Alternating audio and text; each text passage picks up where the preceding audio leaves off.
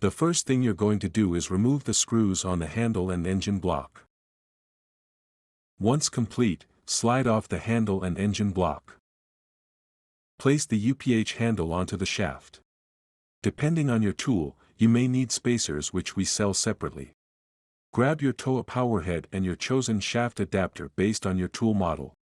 We sell a variety of different shaft adapters that collectively cover over 90% of tools.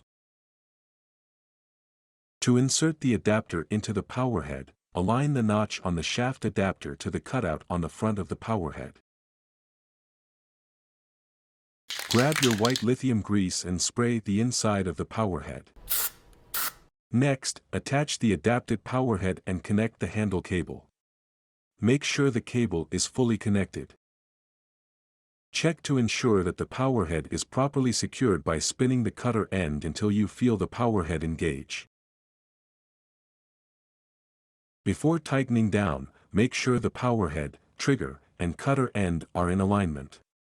To do that, look down the tool and adjust until the red trigger is in alignment with the top of the cutter end and the Powerhead.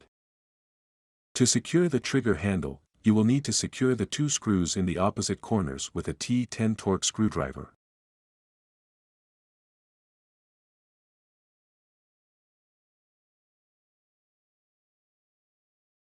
To finish securing the Powerhead, screw in the provided M6 nut and bolt found in your supplied hardware bag onto the bottom of the Powerhead. Place the M6 nut on one end and the bolt in the other, and then hold the nut with your thumb to screw in the bolt. Secure the top screw on the shaft adapter but don't over-tighten. If the adapter is still loose, you may need a spacer. Switch to a T2.5 torque screwdriver and partially tighten set screws on both sides. Make sure to not over-tighten to prevent damage or imbalance.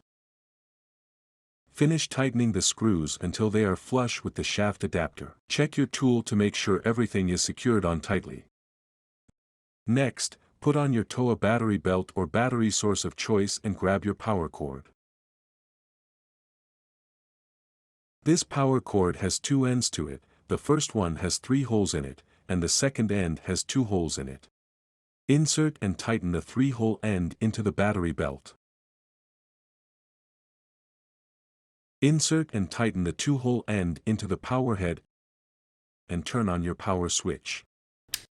Finally, test your tool by squeezing the trigger partway for variable speeds or use the trigger switch for the default low or high speed. Congratulations, you've completed the TOWA Powerhead conversion.